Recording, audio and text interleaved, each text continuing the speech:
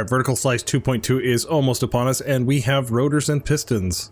Alright, well, let's go over the blocks. We have a large rotor and a small rotor. We have a large piston and a small piston. They are very similar to their Space Engineers 1 counterparts, but they are a little bit different, so let's go over their features. First off, as you can see, they are paintable. You'll get a little bit of texture differences as you paint them up. You'll see that some of the sections stay yellow, just like it did in Space Engineers 1, where you got your caution around there, and then you've got the yellow around the conveyor. The pistons here are the most interesting. You color a little bit of it, and most of this small one is still black on the inside, which is fine. Painting this barely gets any little red textures in around the corners. This one doesn't really color on the inside here. The large gets painted there, it's black, and then it's red on those. So it's kind of an interesting choice that it's black there and then it continues on red, but that's fine.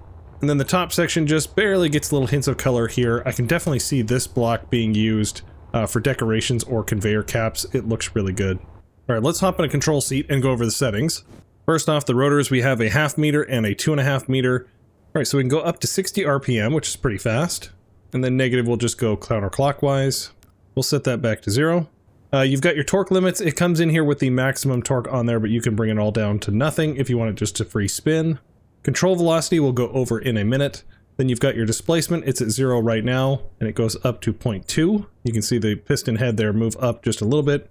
The small one here only goes up 0.1. And this may be a bug of the preview build, so it might change by release. But right now, I've noticed that when you have this offset and you reload your world, it resets it back down to 0. So use this with caution of using the offset. I would rather put on a 25 centimeter block to raise it up off. If you're going to do that, is probably the better way to do it. Just like in Space Engineers 1, we can detach the top, we can spawn a new one, and we can reattach it. So you can definitely use it as a locking or an attachment mechanism for subgrids. All right, so one thing you'll notice is it's missing limits. We can't stop this at 90 degrees or negative 45 degrees. So for right now, it is just going to be a free spinning all the way around rotor. Limits are coming. I don't know exactly when that's going to be. I don't know if that's going to be VS2.3 or if we're going to see it in an update between there. But for now, there is no limits, so just take that into consideration here for VS2.2 at launch. All right, the pistons, we have a 1.25 and a 4.75. The 1.25 goes to 3.5 meters. The large one goes to 15 meters. You've got your speeds, -5 as the maximum to go down, 5 is the maximum to go up. And that's the same for the small piston, 5 is your maximum speed. Let's go ahead and bring both of those down. All right, you got your piston force in newtons here. Again, it comes in at the maximum, you can turn it way down. The pistons actually have limits. You've got your minimum distance, and something to note here is as I'm adjusting the slider, you can see the piston in the background here moving. So as you're making the adjustments, this thing will move. So make sure you're taking that into consideration as you're making these settings changes. It's not like Space Engineers 1 where you can make this change and it's not until you move the piston past that and bring it back that it'll adjust. Right now it is adjusting as we make these changes. So this will smash into things and break stuff. All right, again, this has control velocity. We'll go over that in a minute. You have your reverse velocity, so we're at -5. We can just get reverse and it'll toggle back and forth. Okay, and just like the rotor, we can detach the top and reattach it. All right, let's put a block in here. I want to show you something. This guy is actually at 0 displacement, and you'll notice that he is perfectly flush.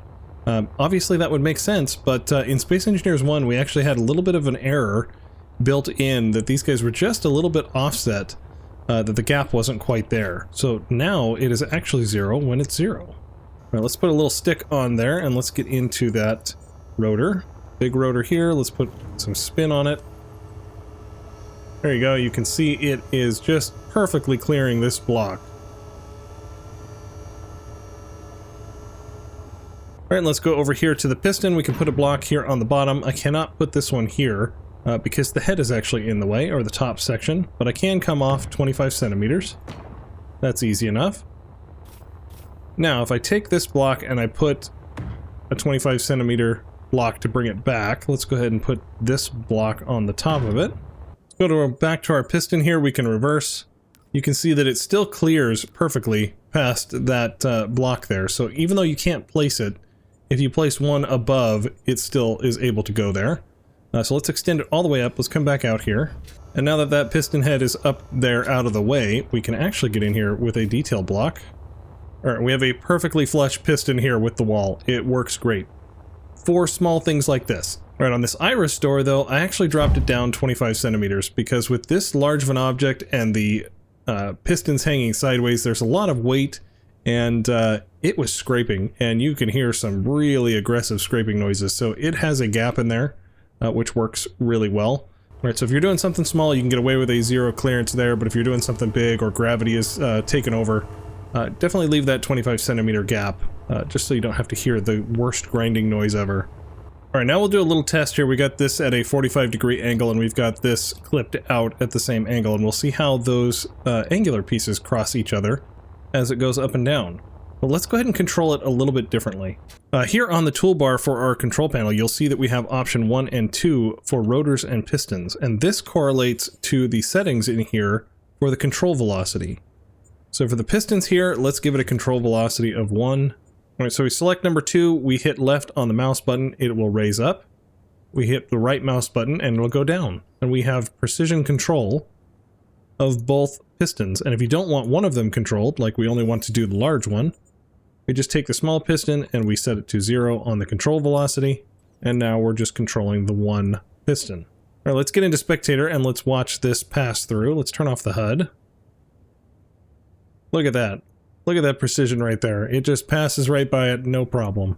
Oh, just look how well that melds together. I can definitely see some wonderful elevators in our future. Alright, the same goes here for the rotors. We left click and we go clockwise, we right click and we go counterclockwise. If you wanted to spin in opposition, you just have to set the control velocity different. So here for the tiny one, let's do control velocity of -5. And now all that means is when we left click, it goes counterclockwise while the other rotor is going clockwise. So you can definitely get precision control. You can slow it down. Alright, so here on the underside in the iris, I actually have 4 of these panels at a 45-degree angle, or at least close to it. We don't have rotor limits, so I had to make it up. So what I did is I came in here with a block. Let's go ahead and get a larger angle. So I came in here with a block like this. It was there before I rotated. We'll use this as an example that I went like this and put a block like this. Let's paint it both yellow just so it's a little bit easier to see. And you can see the gap that I played with just to make sure that this looked very close to 45 degrees. And all I did was I set the rotor underneath here to a very slow control speed and manually spun it around until it got approximately where I needed it to go. And then I locked it down with a landing gear. So now it is stuck at this angle to get it all meshed together. And then for the operation of the iris door, it is just 8 pistons that are going in and out, and that is all that operates the door there. Alright, so over here I have a control seat. Go ahead and hop in here. And here in spectator you can see we have the control piston on number 1. Alright, and this is a quirk that I've noticed, is sometimes you get the one piston that you have on your grid, and it works. Alright, but if I hop out and I get a new control seat in here, smack him down and come back in, and now when I do that same control piston, it's controlling all of them at once. So kind of a weird quirk. I've had to delete and reattach so many control seats while making this video. But to close the iris door, I just do a left click to extend the pistons, and then a right click to retract them. And it's just 8 of these wedges just coming in and meeting at the center. Alright, and you can see here at the center I'm like 25 centimeters off. I wasn't able to get it quite perfect. I don't have rotor limits, and I don't have a piston that's able to draw it out this direction by quarter of a block. It's more than a half block, so it is what it is. It works great, but there is some limitations right now with the current build. Alright, and then the elevator down here was really easy. It's just 2 pistons, and this whole elevator section is on a different grid. So then here for the elevator, because it's a different grid, when I control these pistons, it's just doing these 2 to go up and down to raise the ship up. Alright, let's come back to the control seat here. I want to show off a little bit more stuff that you can do with it. We can actually edit the toolbar here. We can hit this button, it gives you a little instructions on what to do. We can come in here and we can select our piston.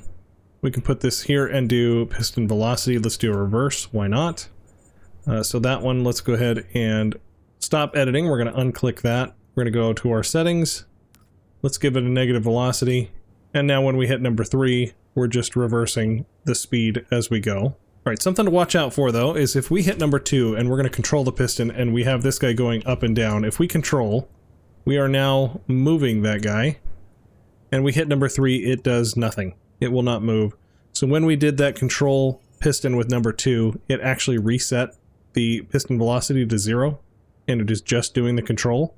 And even if I set this guy to 0, that we want to not control that one, and we do want to control the small one, so now I'm moving just the small one, the big one is not moving. Let's go into here and let's move that big one down with the piston velocity. We hit number 3, it's reversing. We're on number 2 to control that tiny piston.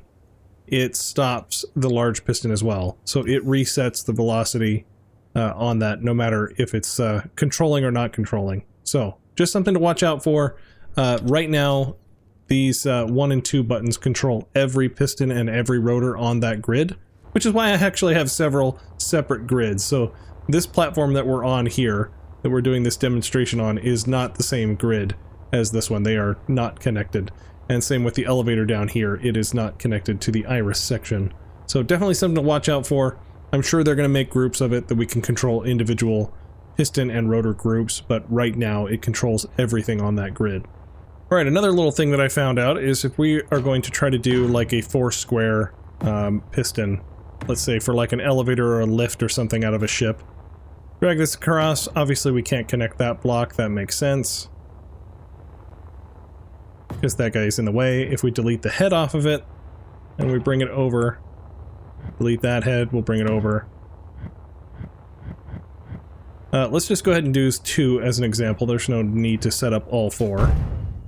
Alright, so now if I hit number 2, I'm controlling all the pistons right now. You'll notice that the one that does not have a top on it on the left there is not moving up or down at all because there's no top. So we'll come in here and we'll put a top in. Alright, so then we bring it down here. Let's go ahead and hit K and let's try to attach that piston. It would be this one. We try to attach, it will not attach. If I come in here and I try to break it, now I go back, I can actually attach. And now when we control it, we're controlling both of them, no problem. But we still have 2 separate grids, so I've not been able to find a way to make a connected grid with 2 pistons. So kind of your elevator with 2 side pistons is not going to work. So if you find a way, please leave a comment, I would love to know. Alright, hopefully you guys are as excited for rotors and pistons as I am. Alright, make sure you guys watch all the other creators' awesome preview videos. And tune into Keen's live stream on Monday, March 23rd at 6 p.m. UTC. Please like, comment, subscribe, and I will see you guys next time.